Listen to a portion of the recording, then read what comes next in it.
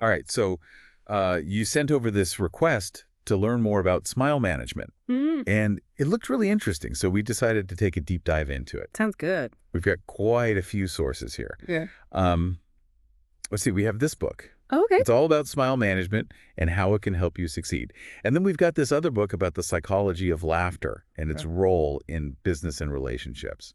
Interesting. And then finally some excerpts from what seems to be like some kind of training program for smile management. Huh. Okay. Yeah. When I first saw this request, I thought, oh, this will be pretty simple, just like smiling more. Right. But looking at these sources, it seems like there might be a lot more to it than I initially thought. Yeah, it's pretty fascinating how often we kind of overlook the more strategic side of something as simple as a smile. It seems like there's a whole science behind how we can use smiles as a tool. A tool. Okay. Yeah, for communication and even influence. Interesting. So where do we even begin with this smile management thing? Well, why don't we start with this book? No. The one with the yellow cover. It jumps right into this idea that smiles aren't just about expressing happiness. They're actually a really powerful communication tool. Hmm. It even goes as far as to say that mastering this smile language can have a huge impact on our careers and our relationships. So it's like learning a new language. Kind of, yeah. Like, you know how a genuine smile can signal trustworthiness and confidence? Right. Well, a forced smile can actually kind of raise some red flags. Makes sense. What's really interesting here is that if we can learn to control these signals, Yeah. then we can actually influence how people perceive us. So it's not just about smiling more. It's about smiling smart. Exactly. Okay, I'm intrigued. Now, this book on laughter that we have, Yeah. it seems a little out of place. How does that fit into all of this? Well, this book talks about something really fascinating. It's called emotional contagion. Emotional contagion. Yeah, it's this idea that our brains are wired to kind of mirror the emotions that we see in other people. So, when you see a genuine smile, your brain actually tries to mimic it, Yeah. and that triggers a similar feeling of joy or warmth. Hold on. So you're saying that just by smiling, I could potentially make someone else feel happier? It's not magic or anything, but yeah, there's a biological basis for it. Have you ever noticed how you can't help but smile when you see a baby laughing? Oh, yeah, of course. It's contagious. And that's where the strategic part comes in. Imagine you're in like a really tense meeting and you offer this genuine, disarming smile. Okay. You're not only projecting confidence, you might actually be triggering that mirroring response in the other person and putting them at ease. That's wild. Yeah, it is. So we've got the power of smiles and then this contagious laughter effect. But then these training excerpts that we have, they kind of add a whole other layer to this. They talk about these different types of smiles, almost like there's more to it than just a generic grin. Right. These excerpts really focus on recognizing the nuances of those different smiles and how to use them strategically. So, for example, they talk about how to differentiate between a felt smile and a fake smile, Interesting. and how being able to recognize that difference can be really crucial when you're trying to read a situation accurately. Wait, so you're telling me there are different types of smiles? Absolutely. Like a smile for closing a deal versus a smile for comforting a friend. Exactly. A smile can convey a wide range of emotions and intentions. And this document actually goes into detail about some specific types of smiles, like, those that project empathy or dominance or even submission. Wow. And imagine being able to adapt your smile to all these different situations. Yeah. Whether you're leading a team or negotiating a deal or just trying to build rapport with someone new. That's incredible. So what stands out to you the most so far about this whole idea of smile management? Honestly, I think what intrigues me the most is this idea that we can actually train ourselves to be more aware of our smiles and how they're perceived. Okay. It's all about developing this feedback loop. Mm. You notice how people react to your different smiles and you kind of adjust accordingly. It's like fine-tuning an instrument to get the exact sound that you want. Okay, so we've established that smiles are really powerful, that they're even contagious, and that there are all these different types of smiles that we can learn to use strategically. Yeah, This is so much more than just flashing a grin. I know, right? I'm ready to get into the specifics of these different smile types. Where do we even begin? Well, this book on the psychology of laughter, Yeah? it talks about something called the Duchenne smile. The what? The Duchenne smile. It's considered to be like the most genuine type of smile. And it involves not just the mouth, but also the muscles around the eyes. It's that twinkle in the eye that's really hard to fake. You mean like when people say someone is smiling with their eyes? Exactly. It's that crinkling at the corners Right. that signals genuine joy or amusement. And then on the other hand, you have these fake smiles. Uh-huh. Those tend to be more limited to just the mouth. They lack that eye involvement and they often feel really strained or unnatural. So let's say I'm pitching an idea to someone, and they give me this big grin, but their eyes are totally flat. That's like a red flag. It could be, yeah. They might be masking their skepticism or just trying to be polite while actually disagreeing with you. Being able to spot those subtle differences can be so helpful, Yeah. That'd be huge. especially in those kinds of situations. This is getting really interesting. It's like we're learning to read between the smiles. Now, the training material that we have mentions some other types of smiles, too, like this tight-lipped smile. What's that all about? Oh, that's a really interesting one. It's like when someone stretches their lips into a smile, but they're keeping them pressed firmly together. Okay, I can picture that. It often conveys this sense of withholding information, you know, like disapproval, or even like they're holding something back. It can be a really subtle cue that something might be off. Oh, yeah, like when you ask someone for their opinion and they give you that tight-lipped smile, you just know they're not telling you everything. Exactly. Now contrast that with a smile where the lips are slightly parted and the teeth are visible. Okay. That type of smile usually projects confidence and openness. Right. It signals a willingness to engage. Gotcha. And then, of course, you have the full-blown ear-to-ear grin, Oh, yeah. the one we usually associate with, like, pure joy or excitement. Right, like when you win the lottery. Exactly. And what's really fascinating is, according to these sources, you can actually learn to consciously control these variations in your own smile. Really? You can tailor your message based on the situation. So instead of just smiling on autopilot, you're choosing the right smile for the right moment. It's like a superpower or something. I think that's a great way to put it. It's about understanding these subtle nuances and using them strategically so you can communicate and connect with people more effectively. But with all this talk about strategically using smiles, doesn't it feel a little manipulative? I see what you mean. Like, are we just advocating for people to fake their way through life? That's a valid concern, and it's actually something that the training material addresses directly. It emphasizes that the goal is not to deceive or manipulate people. Okay. It's more about enhancing your communication and building genuine rapport. So it's more about being aware of the signals that you're sending and making sure they're aligned with your intentions. Right. Being authentic in your expression, even when you're choosing to emphasize certain aspects of your smile. Precisely. Yeah. It's all about finding that balance Yeah. between genuine emotion and strategic intention. So it's a bit of a tightrope walk then. You need to stay true to yourself while also being mindful of how your smiles are affecting other people. It's like Dale Carnegie said, a smile is a messenger of your goodwill. I love that quote. If that's true, then mastering smile management is kind of like becoming a skilled ambassador for your own intentions. That's a really powerful way to think about it. We're recognizing that our smiles have this power to influence and inspire and even transform these interactions. But we also need to acknowledge that we have the responsibility to use that power ethically and authentically. This is way deeper than I thought it would be. And you know what? I'm already starting to notice these different types of smiles everywhere I go. That confident smirk from the news anchor, the warm smile from the cashier at the grocery store, even the mischievous grin from that kid who just pulled a prank. It's like I'm seeing the world in a whole new way. It's all around us. It's amazing to think about how these subtle variations are shaping our perceptions and influencing interactions every single day. I bet you're starting to analyze your own smiles too. Are you a Duchenne smiler? Do you have a go-to power smile? Or maybe you use that tight-lipped smile when you're not quite buying what someone's selling. Absolutely. It's fascinating to think about how we're all using our smiles, whether consciously or unconsciously, to navigate the world. Speaking of navigating the world, let's talk about how understanding smile management can actually benefit us in our everyday lives. I mean, we've touched on how it can be useful in leadership and sales and building rapport, but what about some broader applications? Well, think about something as simple as smiling at a stranger. Okay?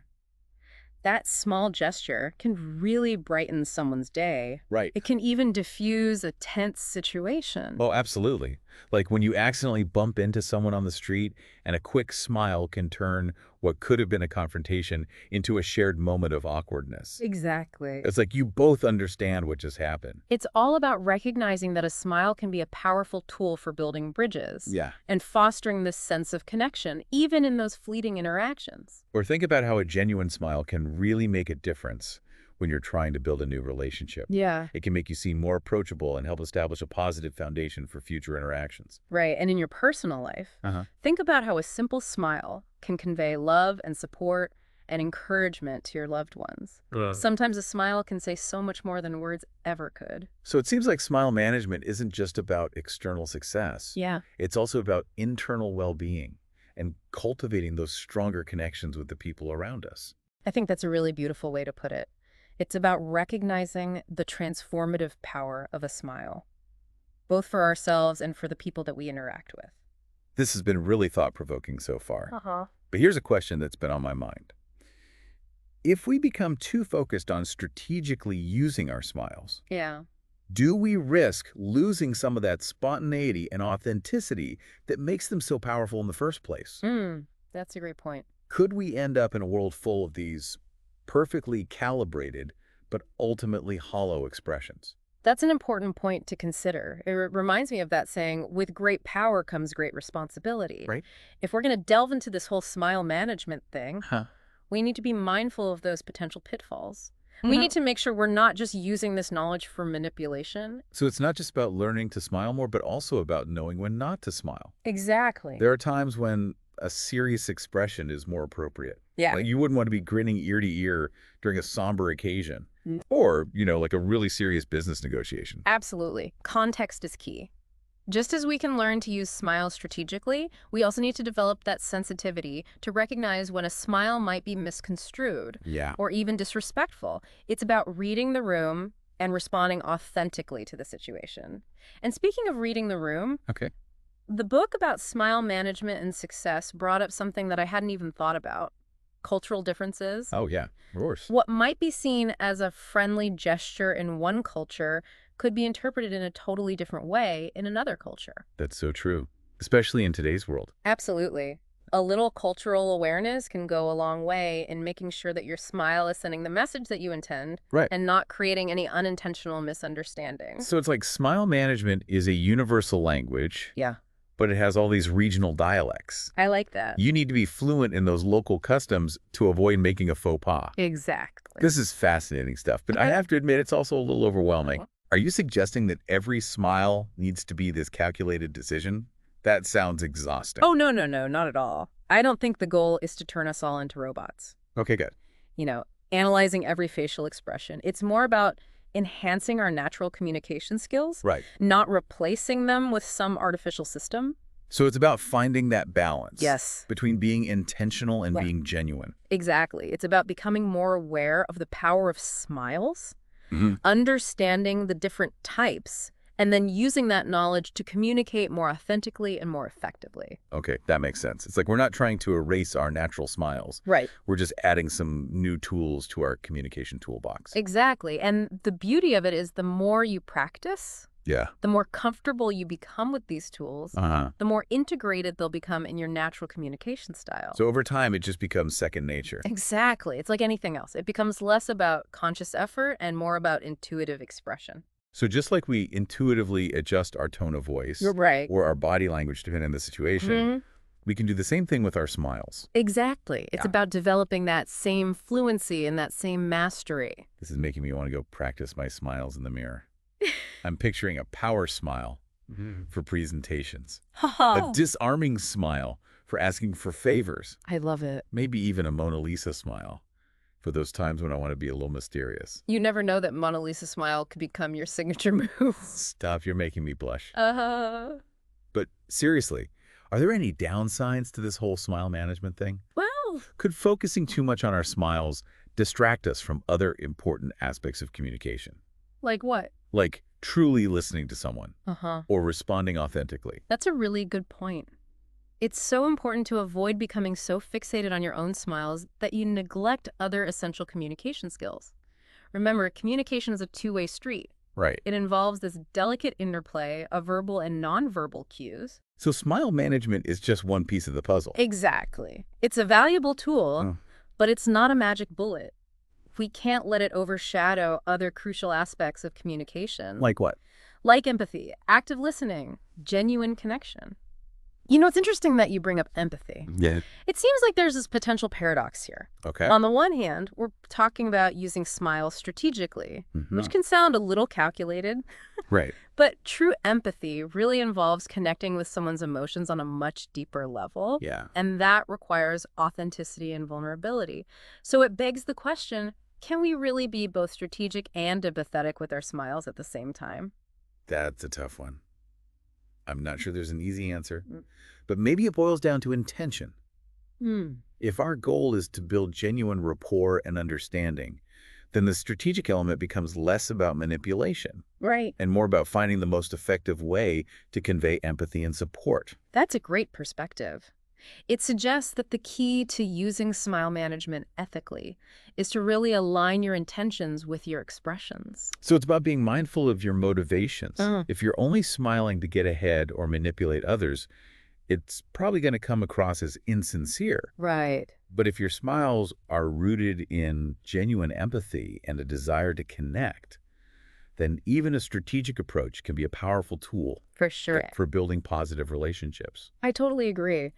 It's about bringing your whole self to the interaction, engaging both your heart and your mind. This is making me think about all the different ways I use my own smile. Sometimes it's just a reflex, Yeah. a spontaneous expression of joy. Other times it's a conscious choice to convey a specific message. And let's be honest, sometimes it's probably a mask. Right. A way to hide my true feelings or just navigate a tricky social situation. We all do that sometimes. It's part of being human. That's true. But the more we understand the power of our smiles, Yeah. the more choices we have in how we use them. So it's about becoming more aware of our own smile repertoire and using it intentionally, authentically, and ethically. It's like unlocking a whole new levels of self-awareness. It is, and it's a journey that can lead to greater confidence, deeper connections, and a more fulfilling life. Now let's get practical. For someone listening who's thinking, okay, I want to level up my smile game. Where do they even begin? Are there exercises or techniques they can practice? Absolutely. The training material we have offers some great tips. One of the first steps is to simply become more aware of your own smiling habits. Okay. Pay attention to how you smile in different situations. What kind of smiles do you typically use? So it's like becoming a smile scientist, observing your own expressions in their natural habitat. Exactly. Once you have a better understanding of your baseline, you can start experimenting with different types of smiles and just see how they feel. How do they change your expression? Right. How do they affect your mood?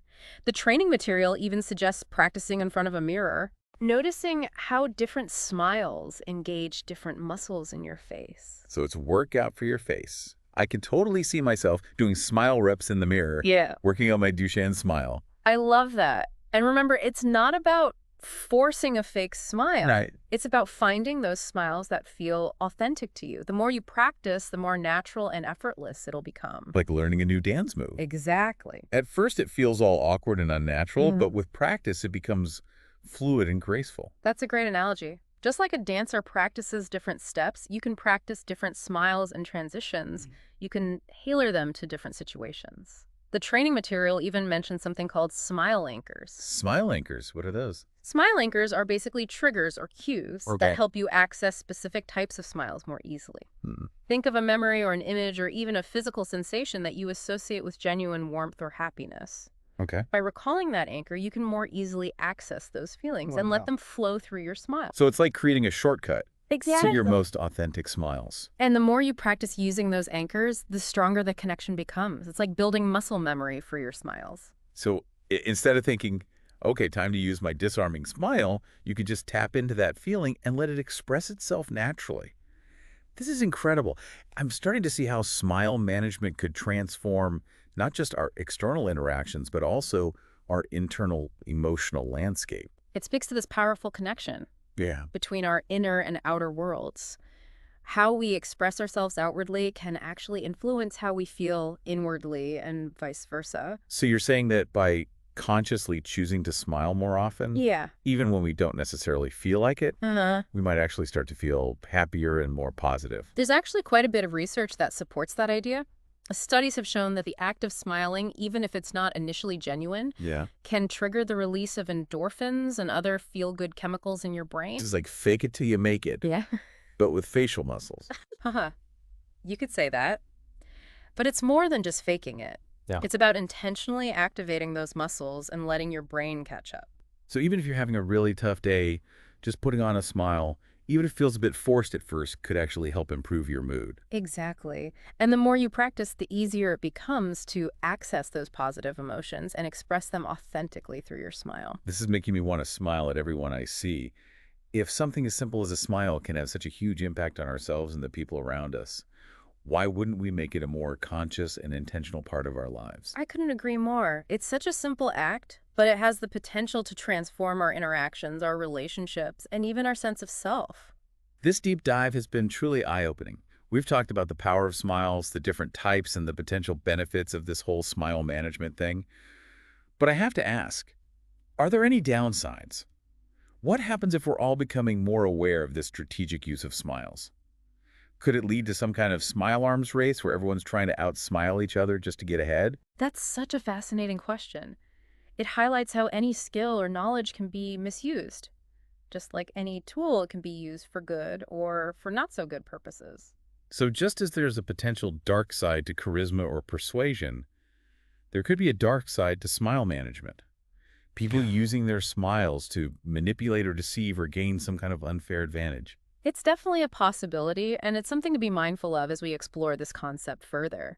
The more we understand about the power of smiles, the more important it becomes to use that power responsibly and ethically. It's a little unsettling when you think about it. Yeah. It makes me think of those deep fake videos Oh, yeah. where they manipulate someone's facial expressions to make it look like they're saying or doing things they never actually did. It's a disturbing example of how technology can be used to distort our perceptions and erode trust. It's a chilling reminder of how easily we can be manipulated. Yeah. It really underscores the importance of critical thinking and media literacy. Especially these days. Absolutely. Yeah. Especially in the digital age that we live in. So if we're going to embrace this whole smile management thing, Yeah. we need to do it with a healthy dose of caution, recognizing both its potential and its pitfalls. Absolutely. It's about using this knowledge wisely, authentically, and ethically. Right. Always remembering that the goal is to connect with people, not to conquer them. This has been an incredible conversation, and I have a feeling we'll never look at smiles the same way again.